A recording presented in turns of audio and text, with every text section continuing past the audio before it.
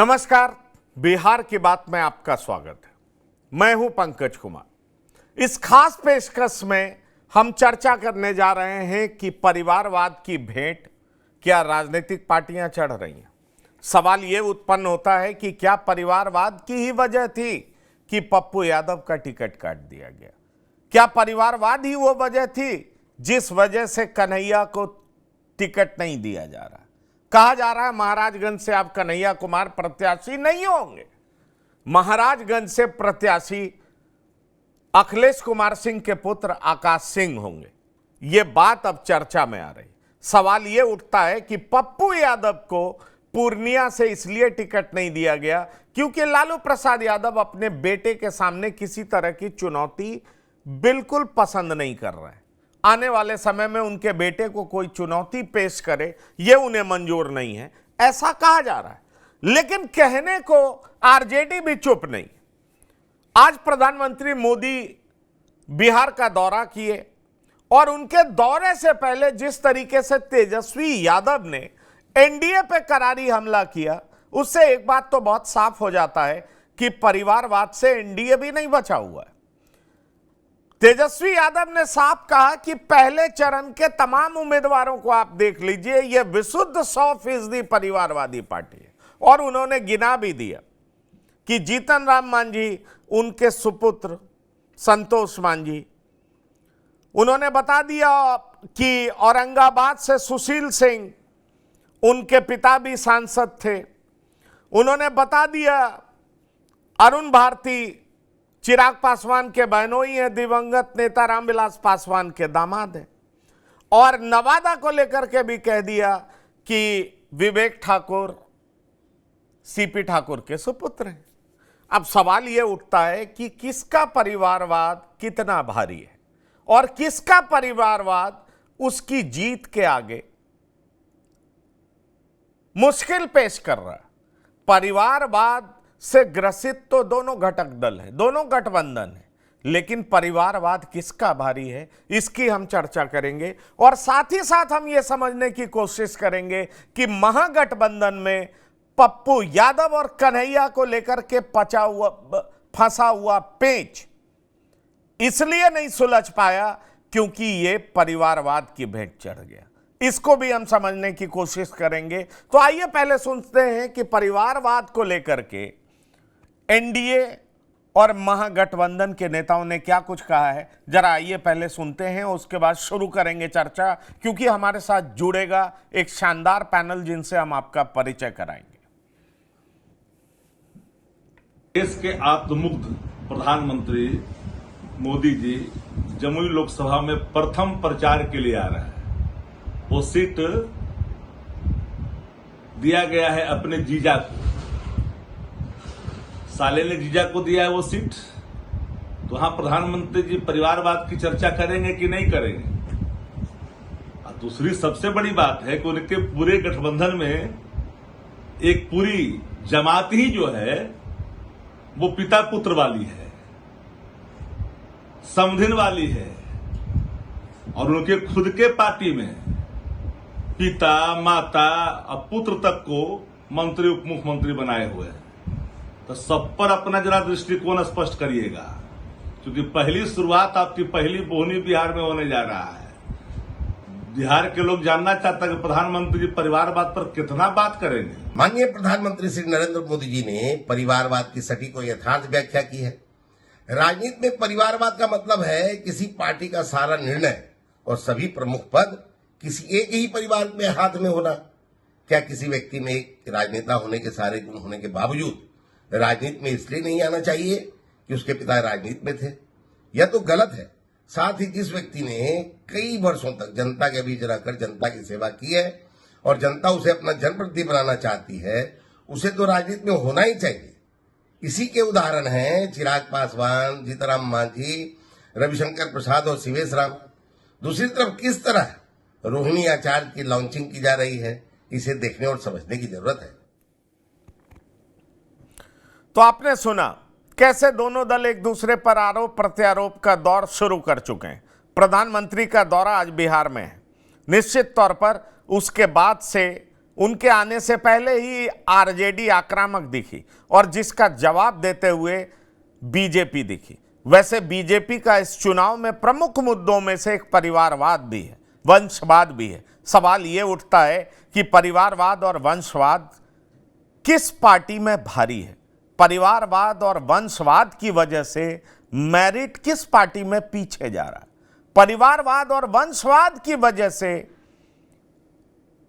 जो सीटें जीती जा सकती हैं उसको भी हराने की क्या कोशिश की जा रही है? क्या ऐसी तमाम चीजें की जा रही हैं जो परिवारवाद और वंशवाद के सामने नतमस्तक हो जा रही हैं? हम इस बात को समझने की कोशिश करेंगे कि किस पर भारी है परिवारवाद, और साथ ही साथ हम समझने की कोशिश करेंगे कि क्या इसी परिवारवाद की भेंट चढ़ गए पप्पू यादव और कन्हैया कुमार, क्योंकि अब खबर आ रही है कि महाराजगंज से कन्हैया कुमार को भी टिकट नहीं दिए जाने की संभावना है। वहां अखिलेश प्रसाद सिंह के पुत्र आकाश सिंह चुनावी मैदान में होंगे और पप्पू यादव को इसलिए रोक दिया गया क्योंकि लालू प्रसाद नहीं चाहते थे कि आने वाले विधानसभा चुनाव से पहले बिहार में कोई ऐसा यादव समाज से नेता पनप करके उभरे जो उनके लिए पोटेंशियल थ्रेट हो। सवाल गंभीर है, पर सवाल एनडीए पर भी है। चिराग ने भी अपने बहनोई को टिकट दिया, उनकी माताजी एमएलए रह चुकी हैं। क्या उनका कोई राजनीतिक बैकग्राउंड, क्या उन्होंने राजनीति में कभी पसीना बहाई है, या सिर्फ रिश्तेदारी की वजह से उन्हें टिकट दे दी गई? क्या चिराग अपनी सीट जमुई उन्होंने अपने बहनोई को तो दे दिया, लेकिन परिवारवाद की चपेट की वजह से क्या जमुई इस बार एनडीए के खाते में आ सकेगा, या एनडीए के लिए यह कमजोर सीट माना जा रहा है? हम इस पर भी चर्चा करेंगे। हम समझने की कोशिश करेंगे कि परिवारवाद दरअसल किस पर है भारी। चलिए हम मिलते हैं अपने गेस्ट से जो हमारे साथ जुड़ने जा रहे हैं। हमारे साथ जुड़ चुके हैं विनय कुमार जी, आपका बहुत बहुत स्वागत है। वरिष्ठ पत्रकार हैं। संजीव पांडे जी, राजनीतिक विश्लेषक, आपका बहुत बहुत स्वागत है। डॉक्टर संजय कुमार, राजनीतिक विश्लेषक, आपका बहुत बहुत स्वागत है। विनय जी, मेरा सीधा सवाल आपसे है, परिवारवाद कौन से दल में भारी है? और अगर हम कह भी दें कि दोनों दल में परिवारवाद है, तो क्या हम ये मान लें कि कन्हैया कुमार और पप्पू यादव भी परिवारवाद की भेंट चढ़े हैं? लालू प्रसाद को इसलिए नहीं पसंद है क्योंकि उनके बेटे की राह में ये मुश्किलें पैदा कर सकते थे, जबकि दोनों बड़े नेता हैं, कम से कम अपनी सीटें जीतने की क्षमता तो रखते हैं और कई सीटों पर एक गहरा प्रभाव भी छोड़ने की क्षमता रखते हैं।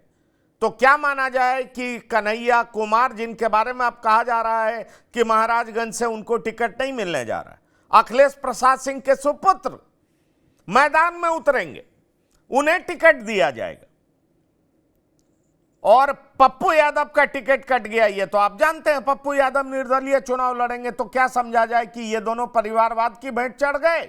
जो परिवारवाद की परिभाषा बताई जा रही है उसको दो तरह से लोग देख रहे हैं। एक तो आप कहिएगा कर्पूरी ठाकुर के पुत्र रामनाथ ठाकुर आज राज्यसभा के सांसद हैं, तो ये भी परिवार नहीं। अब जब तक कर्पूरी ठाकुर जीवित थे तब तक उनका कोई पुत्र राजनीति में नहीं आया था। कर्पूरी जी नहीं चाहते थे कि मेरे रहते कोई बेटा मेरा राजनीति में आए। चंद्रशेखर जी थे, चंद्रशेखर जी जब जीवित थे 2004 में उनके बड़े पुत्र पंकज जी को लोकसभा चुनाव लड़ाने की बात हुई। चंद्रशेखर जी ने कहा कि अगर पंकज चुनाव लड़ेंगे तो मैं चुनाव नहीं लड़ूंगा। राजनाथ सिंह जी है, तो राजनाथ सिंह के पुत्र पंकज अभी एमएलसी है, एमएलए है नोएडा से। कई बार उनका टिकट इसलिए राजनाथ सिंह ने काटा कि पहले आप संगठन का काम करिए, संगठन में अपने को पकाइए तपाइए और तब आपको टिकट दिया जाएगा। दूसरी तरफ है केवल परिवारवाद के सहारे लोग राजनीति में आते हैं और एक ही परिवार का वर्चस्व हो जाता है।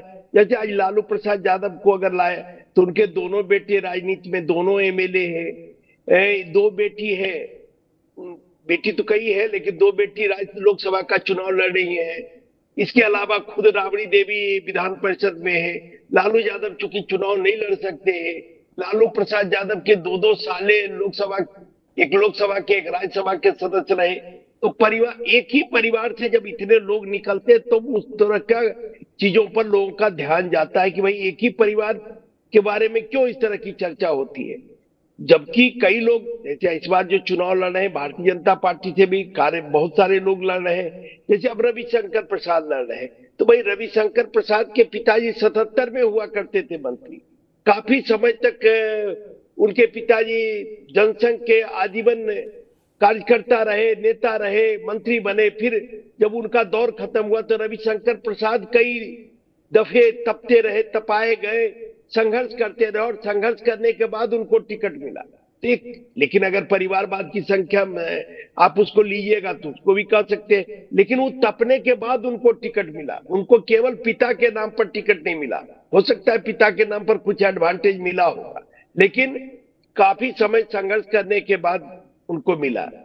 श्री बाबू थे बिहार के मुख्यमंत्री, अपने रहते उनका कोई बेटा को राजनीति में नहीं आने दिए। इवन जिसको आप कहते हैं कि परिवारवाद, जिसको सबसे ज्यादा आरोप लगता है इंदिरा नेहरू परिवार पर, जब तक नेहरू जी जीवित थे तब तक इंदिरा गांधी पार्लियामेंट की मेंबर नहीं बनी। नेहरू जी के निधन के बाद वो पार्लियामेंट की, कांग्रेस संगठन में इंदिरा जी रही और कांग्रेस संगठन में रही, आजादी के समय जेल भी गई आजादी के आंदोलन में। उस समय तो कोई नहीं सोच रहा था कि बस किसको क्या मिलेगा, लेकिन जब एक ही परिवार से तमाम लोग निर्णय, डिसीजन लेने लगते हैं, तमाम चीजें संचालित होती है, तब ये परिवारवाद मुद्दा बनता है कि भाई एक ही परिवार क्यों, और भी देश में परिवार है।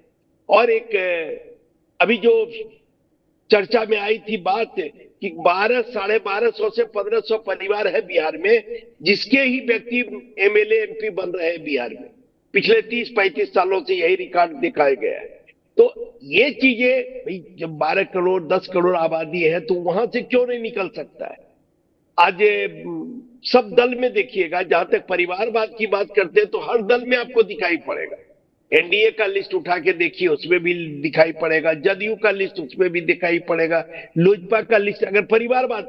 लेकिन जहां एक ही परिवार पूरी पार्टी को संचालित करता है तो वो परिवारवाद ज्यादा खतरनाक माना जाता है बनिस्बत कि जो अपने संघर्ष के बल पर। अब जैसे कोई पत्रकार, हमें अगर पत्रकार का बेटा पत्रकार बनता है तो कहां आलोचना होती है, लेकिन अगर राजनीतिज्ञ जो राजनीति करते अगर उनका बेटा संघर्ष किया, मेहनत किया और मेहनत के बदौलत अगर वो पाता है तो उसको हम परिवारवाद की श्रेणी में नहीं मानते। हाँ, एडवांटेज तो मिलेगा। आज हम ही लोग पत्रकार है, अगर हमारा बेटा बनना चाहता है पत्रकार तो उसको कुछ तो एडवांटेज मिलता है, कुछ कागज, कॉपी, किताब, कुछ संकलन पूरा उसको मिल जाता है विरासत में। तो ये सब चीजें होती है। लेकिन अब परिभाषित अगर आप केवल परिवारवाद को निशाना बनाइएगा तो हर दल आज इससे अछूता भी नहीं हम मानते। नहीं, पर अछूता नहीं है वो बात ठीक है, दल अछूता नहीं है, लेकिन आपने एक बड़ी बात कही कि क्या किसी राजनेता के बेटे को राजनेता बनने का अधिकार नहीं है। बिल्कुल है, वो मेहनत करे बने, लेकिन उसको राजनीति विरासत में, थाली में परोस करके तो नहीं मिले। वो शायद जमीनी हकीकत समझ नहीं पाता है। और इसी बात की चर्चा हो रही है कि किस तरीके से कई क्षेत्रीय दल वंशवाद की चपेट में चले गए, परिवारवाद की चपेट में चले गए। और मेरा सीधा सा सवाल है कि क्या इस चपेट में कन्हैया कुमार और पप्पू यादव भी फंसते दिख रहे हैं? क्योंकि उनको सीधा ना कहने का मतलब क्या है? उनको सीधा ना कहने का मतलब तो यही है कि भाई तेजस्वी यादव को कोई चैलेंज पोज ना कर सके और अपने बेटे के मुख्यमंत्री बनने के रास्ते में जो चैलेंजर होगा वो हट जाए। और इसी वजह से महागठबंधन के दो बड़े नेता जो कि बिहार में कुछ कर सकते थे, उनको साइडलाइन इसीलिए कर दिया गया। मेरे पास खबर है कि आरजेडी के तरफ से कांग्रेस को कहा गया कि या तो लालू ले लो या ये दोनों ले लो, तय कर लो किसको लेना है। संजीव पांडे जी। देखिए, राजनीति में अगर पॉलिटिकल सोशोलॉजी की बात करेंगे तो इसको एलीट पॉलिटिकल अलायंस बोलते हैं, जिसमें सारे दलों के बीच एक सहमति होती है कि राजनीति और पॉलिटिक्स और जो सत्ता का केंद्र है वो सर्टेन फैमिली के बीच हो। और वो सर्टेन फैमिलीज जो है वो अलग अलग जगह से सपोर्ट लेते हैं। वो एलीट ब्यूरोक्रेट्स होते हैं, एलीट माफिया होते हैं, एलीट कॉरपोरेट होते हैं। और ये 5 लोग 4 लोगों का जो एक ग्रुप्स होता है वो पॉलिटिकल सिस्टम को कंट्रोल करते हैं ताकि सिस्टम वैसे ही चलता रहे जैसे चल रहा है। अब हम ये कहें कि क्षेत्रीय पार्टियों में ज्यादा परिवारवाद है और बड़ी पार्टियों में परिवारवाद कम है, तो वो इसलिए आपको बड़ी पार्टियों का परिवारवाद कम लगता है कि राष्ट्रीय फलक पे उनके पास बहुत बड़ा एरिया होता है और इनके पास एक छोटा एरिया होता है। चूंकि अखिलेश यादव का परिवारवाद इसलिए आपको ज्यादा दिख रहा है कि वो 80 सीटों पे ही सीमित है। वहां पे जब 5-7 उनकी फैमिली से लड़ते होते हैं तो आपको लगता है कि जी ये बहुत बड़ा परिवारवाद है। लालू प्रसाद 40 सीटों तक सीमित है, तो वहां लगता है कि 4 लोग लड़ रहे हैं तो बहुत बड़ा परिवारवाद है। तो ये परिवारवाद लगभग वही है। और जहां तक संघर्ष की बात है, तो अब आप एक बात बताइए कि लालू प्रसाद यादव के 2 बच्चे लड़ रहे हैं, 2 मंत्री हैं, ऑलरेडी बिहार सरकार में मंत्री थे तेजस्वी यादव और वो। तो मैं कहता हूं कि भारतीय जनता पार्टी और कांग्रेस पार्टी भी इससे मुक्त नहीं है, ये सारी चीजों से। कांग्रेस को बहुत बड़ी फेरिस्त मिल जाएगी। आप कर्नाटक के येदियुरप्पा साहब का ले लीजिए, कल्याण सिंह जी के बेटे राजवीर जी को ले लीजिए, आप प्रेम कुमार धूमल जी के बेटे को ले लीजिए, आप वसुंधरा राजे जी के बेटे को ले लीजिए। कहने के लिए तो इन्होंने बहुत संघर्ष किया है, लेकिन संघर्ष इनसे ज्यादा उस क्षेत्र के उनके कार्यकर्ता कर रहे होते हैं जो ज्यादा जनाधार होते हैं, लेकिन उनको टिकट नहीं मिलता क्योंकि ना उसके पास सत्ता होता है, ना उसके पास धन होता है, ना उसके पास बल होता है।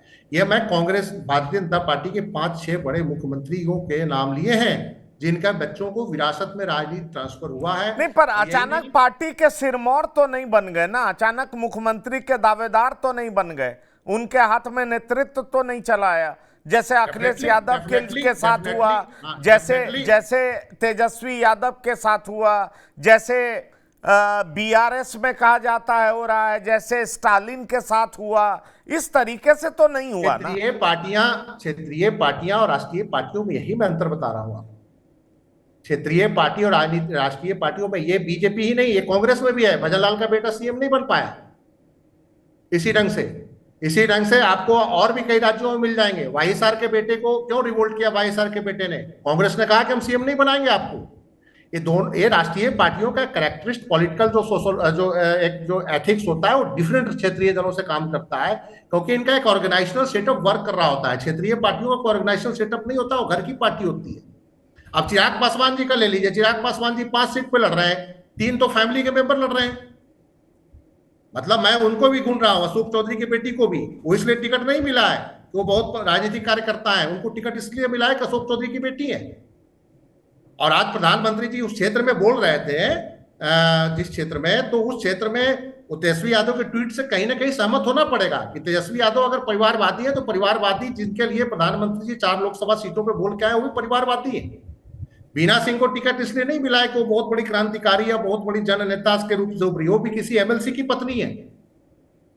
चिराग पासवान ने उनको टिकट दे दिया, तो 5 टिकट का बंटवारा देख लीजिए, तो चिराग पासवान की जो पार्टी है।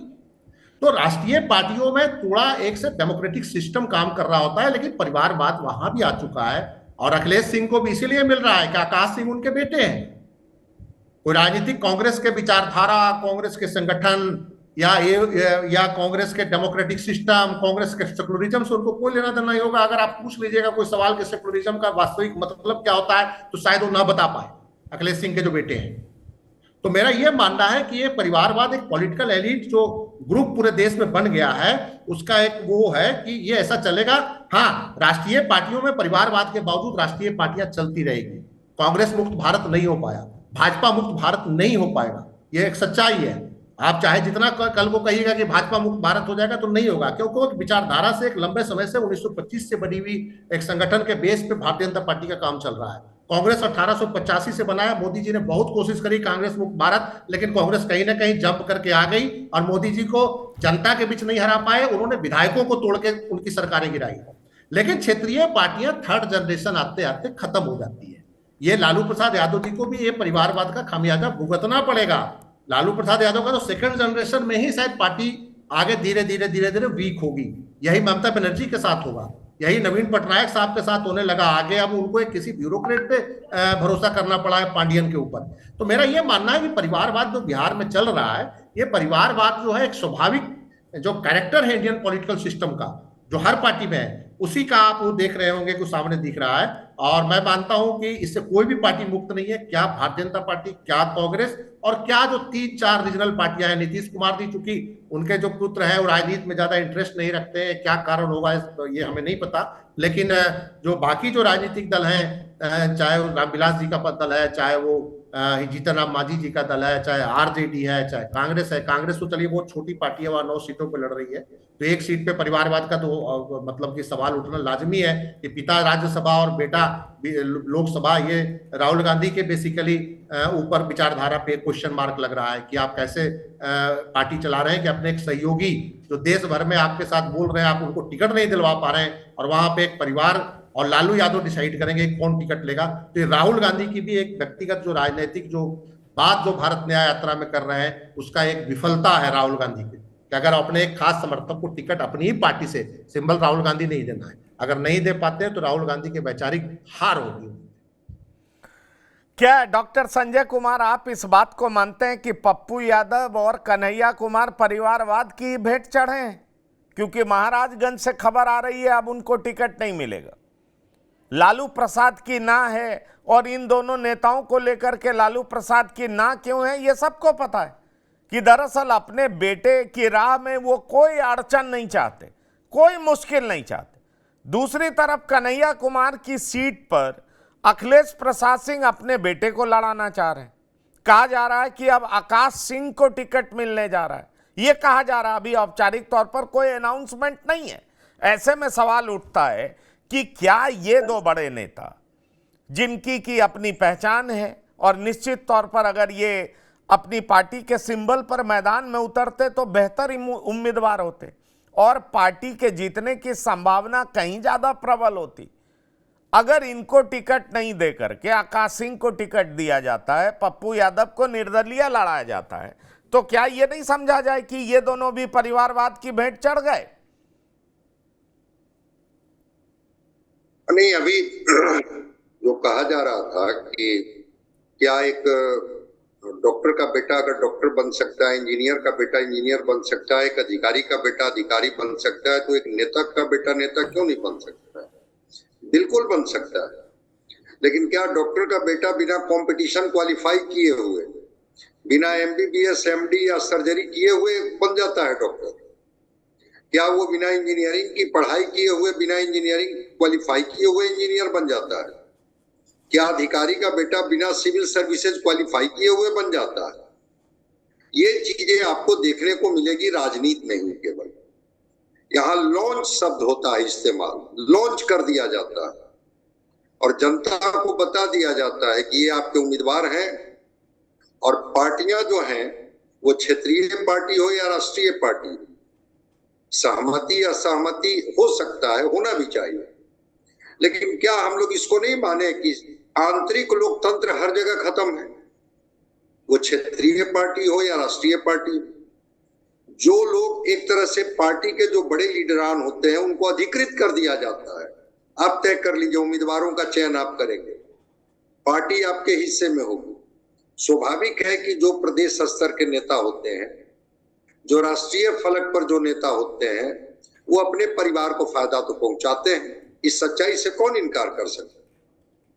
अगर औरंगाबाद की सभा में नरेंद्र मोदी जी ने कहा लालू प्रसाद पर, तो 3 को जो रैली थी उसमें लालू प्रसाद जी ने इसको कहा कि हाँ, मैं, मेरे परिवार है और मैं अपना परिवारवाद करता हूं, मैं अपने बच्चों को जगह देने की भरपूर कोशिश करता हूं, और वो दिखता भी।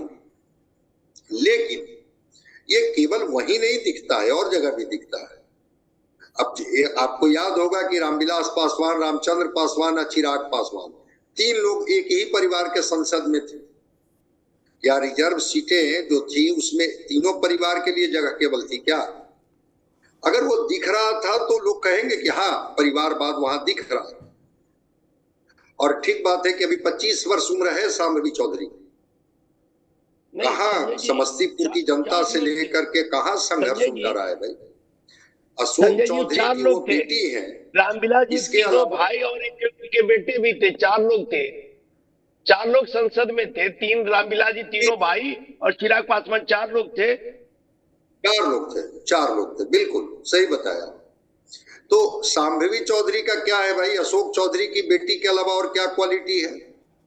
कहां संघर्ष वो की है?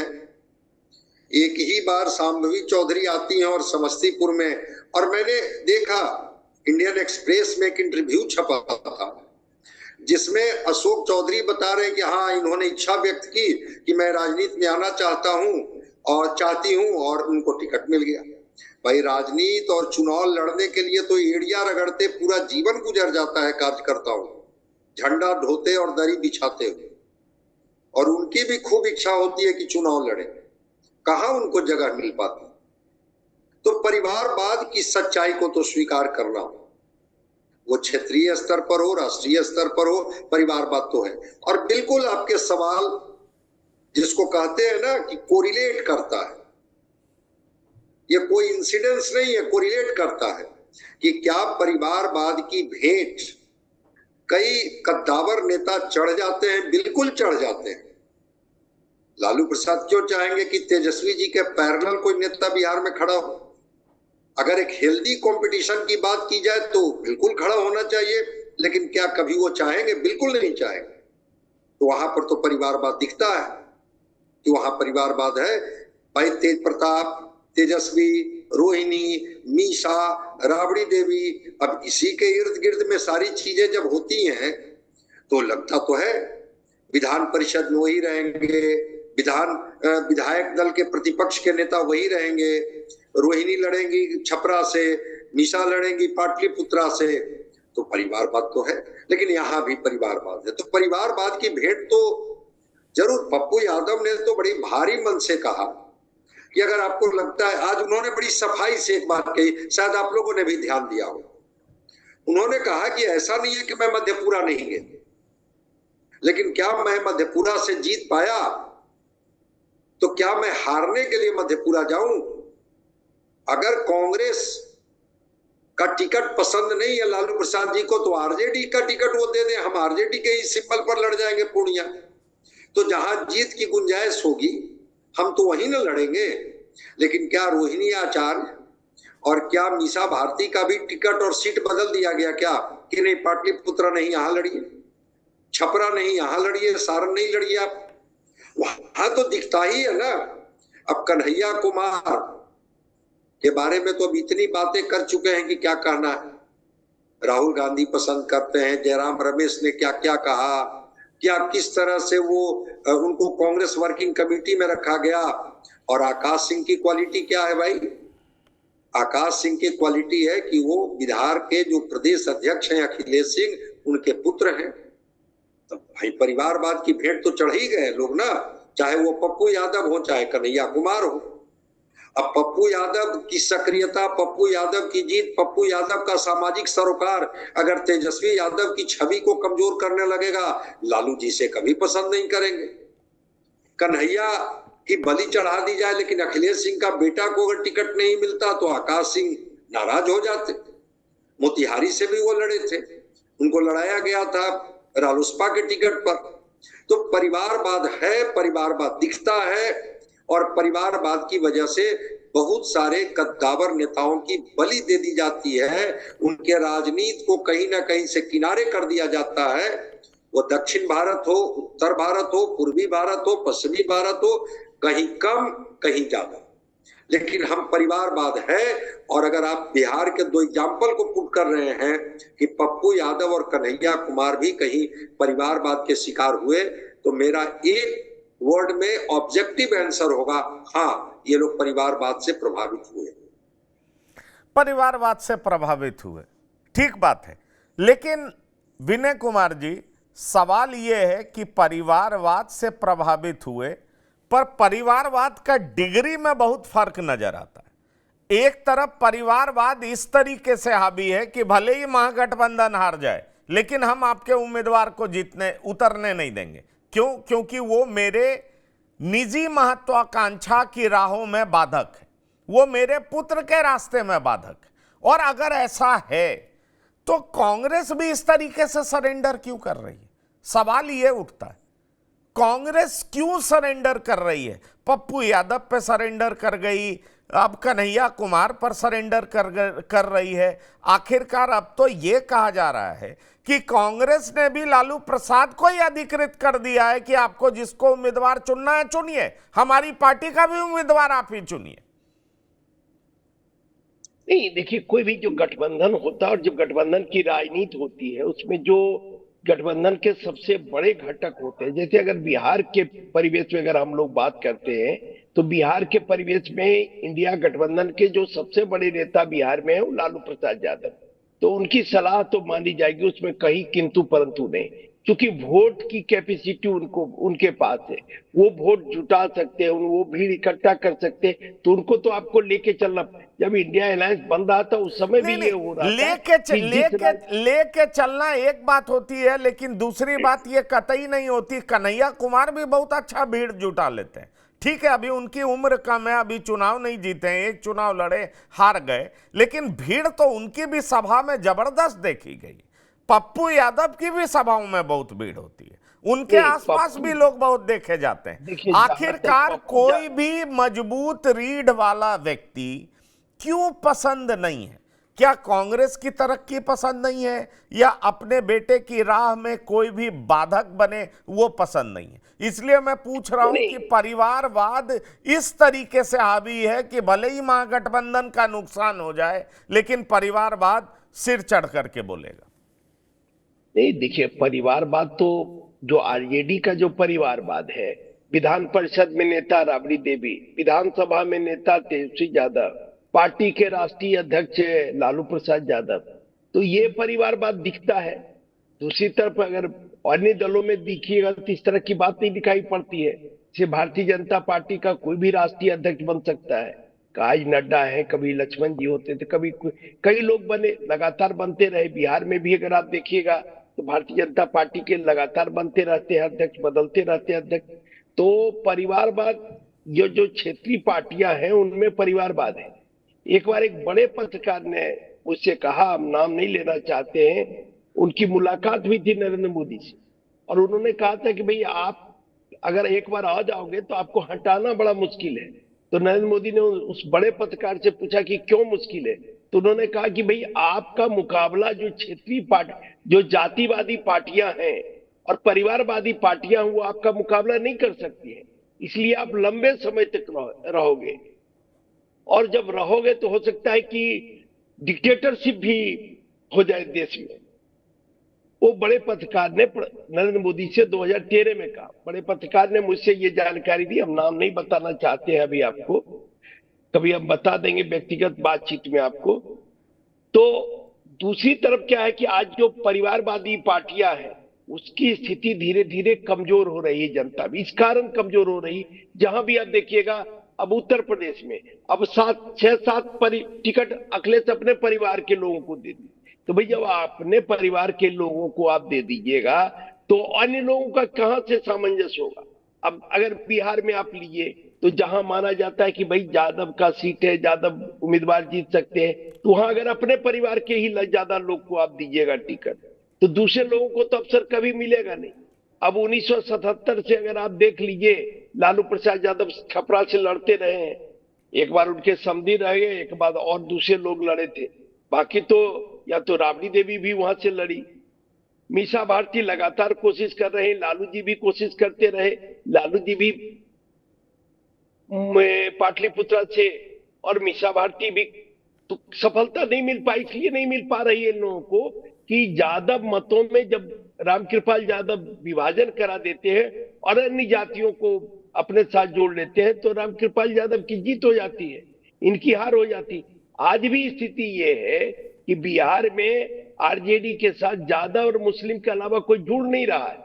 एक प्रयोग किए हैं लालू प्रसाद यादव कुशवाहा को जोड़ने का, लेकिन कुशवाहा क्यों जुड़ेगा? कुशवाहा के आज सबसे बड़े नेता है सम्राट चौधरी, उपेंद्र कुशवाहा, जिनको पार्टी बहुत प्रमुखता दे रही। भारतीय जनता पार्टी उपेंद्र कुशवाहा को ये सम्राट चौधरी को एक तरह से मुख्यमंत्री के रूप में प्रोजेक्ट कर रही है। विधान परिषद में विधायक दल का नेता बनाने का काम, बीजेपी का प्रदेश अध्यक्ष बनाने का काम। तो कुशवाहा समाज तो पहले से बीजेपी के करीब हालांकि लालू प्रसाद यादव का प्रयोग है, क्योंकि मगध के इलाके में कुशवाहा वोटरों की संख्या काफी है, इसलिए उन्होंने नवादा में भी कुशवाहा उम्मीदवार देने का काम किया, औरंगाबाद में भी कुशवाहा उम्मीदवार देने का काम किया, नवादा में भी धानुक उम्मीदवार देने का काम किया। तो ये प्रयोग वो कर रहे हैं, कितना ये सफल होगा कहना मुश्किल है। लेकिन आप ये समझिए कि जहां तक भारतीय जनता पार्टी और ये परिवारवाद अगर उस रूप में दीजिएगा तो सब जगह दिखाई पड़ेगा, लेकिन जहां केवल परिवारों का वर्चस्व और जहां कार्यकर्ताओं का भी वर्चस्व, कार्यकर्ताओं को भी टिकट मिल रहा हो, वो थोड़ा सा अंतर है। उस तरह के परिवारवाद और इस तरह के परिवारवाद में थोड़ा अंतर है। लेकिन कोई पार्टी ऐसी नहीं है जहां परिवारवाद, अब वसुंधरा राजे को मौका मिला था, क्यों मिला था? क्योंकि वो विजया राजे सिंधिया की बेटी थी। जब वसुंधरा राजे पहला चुनाव लड़ी और हार गई पहला चुनाव 84 में, तब हुआ कि भाई इनको कहां ले जाया जाए। तो वसुंधरा राजे सिंधिया की मां जो विजया राजे सिंधिया थी, बड़ी चिंतित थी। तो भैरव सिंह शेखावत बोले कि आप इसको हमारे यहाँ भेज दीजिए, राजस्थान भेज दीजिए, हम इसको प्रोजेक्ट करेंगे। और तब वसुंधरा राजे वहां से लगातार एमपी बनी, 6 बार एमपी रही, फिर मुख्यमंत्री बनी। तो हर जगह परिवारवाद है। कश्मीर में आप देख लिए परिवार की पार्टियां ही हैं, फारूक अब्दुल्ला, उनके पिताजी शेख अब्दुल्ला या उमर अब्दुल्ला, 3 पीढ़ी से नहीं उसी तरह से। विनय जी, परिवारवाद है, इस बात से तो हम कतई इनकार नहीं कर सकते। और अभी संजीव पांडे जी ने एक बड़ी बात कही कि क्या एनडीए में परिवारवाद नहीं है? एनडीए के घटक दल में तो और भी ज्यादा परिवारवाद है। आपने देखा एलजेपी रामविलास के कल 22 लोगों ने रिजाइन कर दिया, और वजह यह रही कि अरुण भारती अचानक पैराशूट से उतर आए। नहीं देखिए, जहां तक लोक जनशक्ति पार्टी जी, मैं वही जो पार्टी का सवाल है, देखिए केवल 5 सीटें हैं, चिराग पासवान के पास केवल 5 सीटें हैं। तो आप 22 लोग, जो लोग बहुत इच्छुक लोग हैं, अब भाई अगर केवल किसी पार्टी में आप टिकट लेने के लिए ही जाते हैं, टिकट लेने के लिए रहते हैं, तब तो उसका कोई मतलब नहीं है। आप अपनी, आज भी रामविलास पासवान कहते थे, ये मेरे लालू प्रसाद यादव कहते थे कि भाई चौपाया को तो बांध के रखा जा सकता है, दोपाया को बांध के नहीं रख सकते। रामविलास पासवान कहते थे भाई आने दीजिए, विधायक आता है जाता है, उससे कोई अंतर नहीं पड़ता, जो मेरा वोट है वो वोट सुरक्षित है, किसी विधायक के आने जाने से कोई अंतर नहीं पड़ता है। और हम लोग कई बार देखे, कई बड़ी संख्या में उनके विधायक, रामविलास पासवान के विधायक टूट के जाते थे।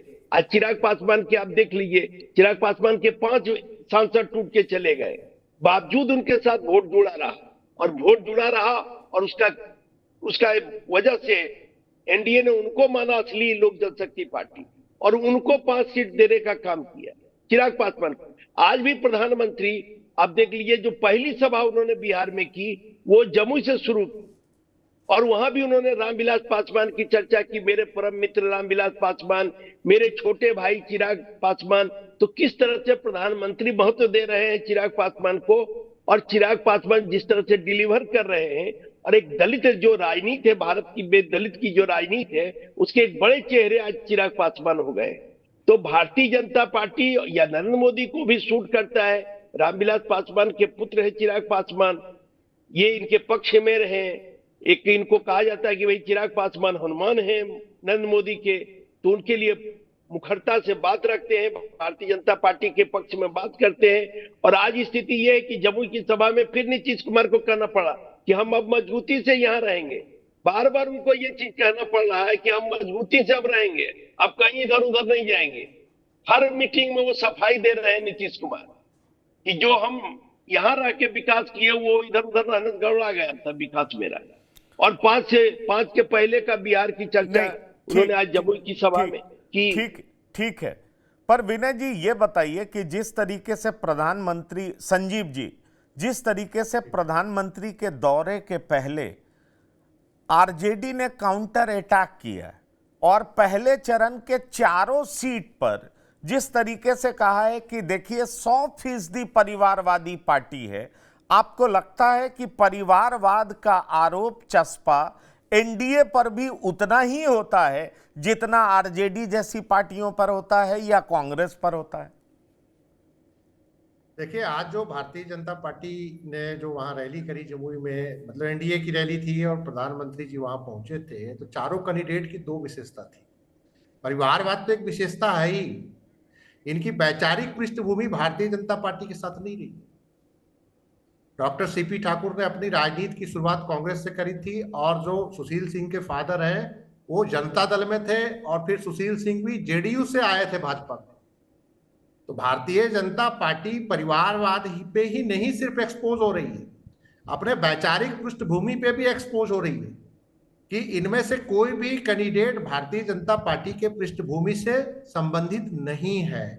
अगर देखा जाए तो परिवारवाद के पृष्ठभूमि से संबंधित है, वैचारिक रूप से किसी समय में वो कांग्रेस की विचारधारा से जुड़े रहे हैं, और रामविलास जी का तो विचारधारा कोई था ही नहीं, वो तो मौसम विज्ञानी थे, कभी इधर विचारधारा हो जाते थे, सेकुलर हो जाते थे यूपीए के टाइम में, और इधर फिर हिंदुत्ववादी हो जाते थे। तो सवाल ये है कि प्रधानमंत्री जी का मैं भाषण भी सुन रहा था, वो मैं भाषण भी मैंने देखा, तो उसमें जो भाषण में जो कुछ तथ्य थे, तो परिवारवाद की तो बात उन्होंने चूंकि आज उतने उठाया नहीं, क्योंकि परिवारवाद की बात उठाया नहीं जा सकता था, तो लालू परिवार पे एक हमला किया। हमला वो इस परिवारवाद पे नहीं किया, लालू परिवार पे जैसे हमला किया कि नौकरियों के बदले जो ये क्या कहा जाता है, जमीन उमीन लिखवाने का और पैसे का मामला था, उस पर हमला किया उन्होंने। तो लेकिन अब वो है कि चलिए, तो राजनीति में तो इतना चुनना पड़ेगा, लेकिन मैं समझता हूँ कि भारतीय जनता पार्टी के चारों कैंडिडेट, अब जीतन राम मांझी हमारे जो मैं उसी गया लोकसभा क्षेत्र से आता हूँ, तो जीतन राम मांझी तो परिवारवाद के बड़े अद्भुत नमूना है कि मंत्री भी परिवार से चाहिए, एमपी भी परिवार से चाहिए, और एक आध जो और कोटा आना है वो भी परिवार से चाहिए। तो एक ही जिले में है, सब कुछ 2-3 दे दीजिए, परिवार से चाहिए। तो ये तो बड़ा दिलचस्प नमूना है। देखिए, इसमें कोई शक नहीं है कि फिर वही बात होगी कि भारतीय जनता पार्टी में परिवारवाद तो उतना फैल नहीं सकता, क्योंकि बहुत बड़ी पार्टी है, और वहां पे कितने परिवार ढूंढेंगे। अगर परिवार मिलने लग गए तो वहां भी परिवारवाद आ जाएगा, लेकिन वहां पे कई जगह परिवारों की संख्या कम हो जाती है। अब स्थिति यह है कि वैचारिकता और परिवारवाद के मसले पे बेशक हमला करते रहे, प्रधानमंत्री जी तमाम बातें बोल रहे हैं, लेकिन सब चीज का काउंटर है। प्रधानमंत्री ने आज रोजगार की बात करी कि रोजगार में पैसे लेके नौकरियां दिए, तो वैसे तो कहने वाले कहते हैं कि मध्य प्रदेश में व्यापम में भी कितना खेल हुआ था, सारा कुछ, कितने लोग मर गए, तो ये सारी तमाम चीजें आती रहती है। लेकिन मैं 100% मानता हूं कि परिवारवाद को लेकर आरजेडी को आप कह सकते हैं कि आरजेडी में अगर आप पैमाना लेंगे कि 100 में से कितना परिवारवाद है, तो 80 कर दीजिए, 60 कर दीजिए। भारतीय जनता पार्टी उनके सहयोगियों में कितना परिवारवाद है, तो 100 में से 40 कर दीजिए। लेकिन परिवारवाद से अलग एक और भी चीज है, परिवारवाद के साथ साथ बाहुबल, कि परिवारवाद से अलग जो टिकटें दी जा रही है उसमें और क्या क्या उनके कैंडिडेटर डिसाइड करने में क्या क्या योग्यता होती है। तो पहली योग्यता होती है कि कितना बड़ा माफिया है, कि पार्टी को कितना टिकट दिया देगा, पैसा देगा, पार्टी के चुनाव चिन्ह में कितना खर्चा करेगा। तो परिवारवाद से इधर जो बाहुबल, माफियागिरी, धन बल की जब बात आने लगती है, तो उसमें फिर आम कार्यकर्ता पिछड़ने लगता है, चाहे वो भारतीय जनता पार्टी का हो, चाहे वो कांग्रेस का हो, चाहे वो लालू प्रसाद यादव की पार्टी का हो। जितने भी कैंडिडेट डिसाइड हुए हैं, अगर उनके बैकग्राउंड्स को देखिए हर साल गठबंधन में, तो उसमें जो है धन और बल का बड़ा मायना रखा है, और टिकट के डिसाइडिंग फैक्टर धन और बल रहा है। चाहे वो भारतीय जनता पार्टी हो, चाहे कांग्रेस हो, चाहे आरजेडी हो, चाहे वो लोजपा हो, उसमें धन का तगड़ा इस्तेमाल हुआ है। मैं बहुत ही बेखौफ होकर बोल रहा हूँ इस बात का कि टिकट बंटवारे में परिवार के साथ साथ जो एक बहुत बड़ा इंपॉर्टेंट मसला है, धन है।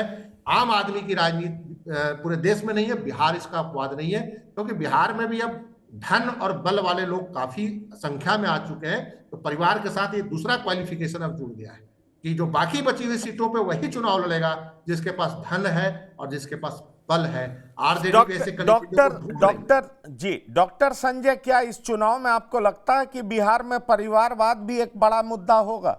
दरअसल जब से चीफ मिनिस्टर मोहन यादव को बनाया गया, तब से एक यादवों में भी मैसेज देने की कोशिश की गई कि बीजेपी में कोई अदना सा कार्यकर्ता भी चीफ मिनिस्टर बन सकता है, लेकिन लालू प्रसाद और मुलायम सिंह के परिवार में उनके बेटे या पोते ही मुख्यमंत्री बनेंगे, कोई और यादव मुख्यमंत्री नहीं बन सकता। ये बीजेपी के नेता घूम घूम करके कहना शुरू कर चुके हैं। ऐसे में सवाल उठता है, ठीक है परिवारवाद सब में है, लेकिन डिग्री का बहुत बड़ा फर्क है। बड़ा फर्क मैं इस लिहाज से मानता हूं कि ठाकुर प्रसाद के बेटे भी और रविशंकर प्रसाद, तो उनको राजनीति कहां से शुरू करनी पड़ी? कुछ एडवांटेज जरूर मिला होगा, लेकिन ऐसा नहीं हुआ कि वो सीधा बीजेपी के अध्यक्ष हो गए, प्रदेश अध्यक्ष हो गए, या उनको कुछ उस तरीके से नवाजा गया। ऐसे में बड़ा सवाल उठता है कि बीजेपी जिस तरीके से अटैक कर रही है आरजेडी पे कि ये परिवारवादी लोग हैं, क्षेत्रीय दल में खास तौर पर अटैक कर रही है कि देखिए ये किस तरीके से परिवारवादी। अब अभी देखिए अरविंद केजरीवाल की गिरफ्तारी हुई, चर्चा जोरों पर है क्या यहां भी राबड़ी पार्ट 2 देखने को मिलेगा? क्या दल से कोई और लोग मुख्यमंत्री नहीं बनेगा? इस तरह की बात उठ रही है। ऐसे में सवाल उठता है कि अगर बीजेपी में इस तरह की बात होती या कोई राष्ट्रीय दल में इस तरह की बात होती, राष्ट्रीय दल में खासतौर पर अगर कांग्रेस की बात करें तो नेहरू गांधी परिवार को लेकर के होता है कि शीर्ष नेतृत्व गांधी परिवार को ही जाता है। मेरा सीधा सवाल आपसे यह है कि परिवारवाद कितना बड़ा मुद्दा इस चुनाव में आप बिहार में देख रहे हैं? नहीं, परिवारवाद का मुद्दा तो छेड़ा प्रधानमंत्री जी ने औरंगाबाद की सभा में, तो इस मुद्दे को उन्होंने छेड़ा, और छेड़ा तो उसको उन्होंने कोरिलेट किया, दिखाया कि हाँ, क्षेत्रीय पार्टियां जहां परिवारवाद हावी है, परिवार के लोगों को ही जगह मिलेगी, परिवार के लोग ही मुख्यमंत्री बनेंगे, परिवार के लोग को ही पार्टी का दायित्व दिया जाएगा। बिल्कुल सही है, लेकिन भारतीय जनता पार्टी जो कहती थी कि चाल, चरित्र और चेहरे की पार्टी, तो इनका चरित्र भी अगर गड़बड़ हो रहा है, इनके चेहरे भी अगर वही परिवारवादी चेहरे दिख रहे हैं, तो सवाल इन पर भी है। ऐसा नहीं है कि हम केवल क्षेत्रीय पार्टियों तक ही सीमित रह जाए। अगर जो दिख रहा है कि इनके गठबंधन में अब जीतन राम मांझी या चिराग पासवान, इनके दो गठबंधन के प्रमुख घटक दल हैं। अब परिवारवाद तो वहां भी है। जीतन राम में मांझी अगर राष्ट्रीय अध्यक्ष पद से हटेंगे तो फिर उनके बेटे संतोष मांझी होंगे, मंत्री बनेंगे तो संतोष मांझी ही बनेंगे। तो बेटा, दामाद, समधी, इसी के बीच में जीतन राम मांझी की पार्टी घूमते रहती है। चिराग पासवान की पार्टी में अरुण भारती अगर सबसे योग्य उम्मीदवार थे, जिनको जमुई का टिकट दिया गया, तो वहां भी दिखता है। तो क्षेत्रीय पार्टियों पर अगर आप परिवारवाद का मुलायम, ठीक आपने कहा कि मोहन यादव ही नहीं, वो जो राजस्थान के मुख्यमंत्री को भी मौका दिया गया, तो भारतीय जनता पार्टी मैसेज देने की कोशिश की कि हमारे यहाँ एक सामान्य यादव परिवार का आदमी भी मुख्यमंत्री बन सकता है। लेकिन यहाँ तो जब मुलायम सिंह यादव और लालू प्रसाद यादव, सत्ता की ताकत जब इनके पास होगी तो इन्हीं के परिवार के लोग रहेंगे। अरविंद केजरीवाल को आपने ठीक से कोरिलेट किया, इसलिए कि ये पार्टियां कार्यकर्ता बेस्ड पार्टी होती ही नहीं है, ये प्राइवेट लिमिटेड की तरह चलती है पार्टियां। और पार्टी के जो लोग होते हैं उनको पता होता है कि ये पार्टियां किस आधार पर बनी है, जाति के आधार पर बनती है, सामाजिक समीकरण के आधार पर बनती है, और पार्टी एक तरह से उनको सुपुर्द कर दी जाती है, अधिकृत कर दी जाती है। अब दिल्ली के मैदान में लालू प्रसाद जी को मौका मिला तो कहे कि राष्ट्रीय अध्यक्ष की जिम्मेवारी कौन लेंगे भाई, तो तेजस्वी लेंगे, पार्टी के सारे फैसले ये लेंगे। तो क्षेत्रीय पार्टियों में, या दक्षिण की पार्टी जो करुणानिधि और जिनकी बात आप कर रहे थे स्टालिन, ये पार्टियां कुछ ज्यादा ही करती है, मतलब कि 90 या 95% परिवारवाद वहां दिखता है। तो परिवारवाद का मुद्दा तो है कि अगर कांग्रेस हो या भारतीय जनता पार्टी हो, वहां कार्यकर्ताओं को लगता है कि हमें चांस मिल सकता है, हमारी भी बारी आ सकती है। अब नेहरू गांधी परिवार का जो रिश्ता है उसमें त्याग भी है, ऐसा नहीं है कि केवल हम उसको मान लें। सोनिया गांधी चाहती तो प्रधानमंत्री बन सकती थी, मनमोहन सिंह को जिम्मेवारी दी गई। राहुल गांधी चाहते तो अध्यक्ष बन सकते थे, मल्लिकार्जुन खड़गे को जिम्मेवारी दी गई। तो वहां गुंजाइश है, लेकिन क्षेत्रीय पार्टियों में गुंजाइश बिल्कुल नहीं है। ऐसा नहीं है, चलिए बिल्कुल बिल्कुल जिम्मेवारी अब लेकिन ये साफ दिखाई पड़ रहा है कि कन्हैया और पप्पू यादव को लेकर के जो चर्चा बहुत तेज है, एक बार फिर से सवाल उठ खड़ा हुआ है कि क्या ये परिवारवाद की ही भेंट चढ़े? भले ही ये कांग्रेस के नेता हों, लेकिन क्या ये परिवारवाद की भेंट चढ़ गए और परिवारवाद के इंटरेस्ट के सामने महागठबंधन के इंटरेस्ट को तवज्जो कम दिया गया? सवाल ये है, उसको नीचे रखा गया और इसलिए इनको टिकटें नहीं दी गई। ये एक बड़ा सवाल है। सवाल ये भी है कि एनडीए के घटक दलों में भी परिवारवाद हावी है। अब देखना दिलचस्प होगा कि परिवारवाद बिहार में मुद्दा बन पाता है या नहीं। समय की सीमा हम लोग पार कर चुके हैं, इसलिए विनय जी आपका, संजीव पांडे जी आपका और संजय कुमार जी आपका बिहार की बात में शिरकत करने के लिए बहुत बहुत धन्यवाद। तो बिहार की बात में इतना ही। ताज़ा तरीन खबरों के लिए आप लगातार देखते रहिए TV9। धन्यवाद, नमस्कार।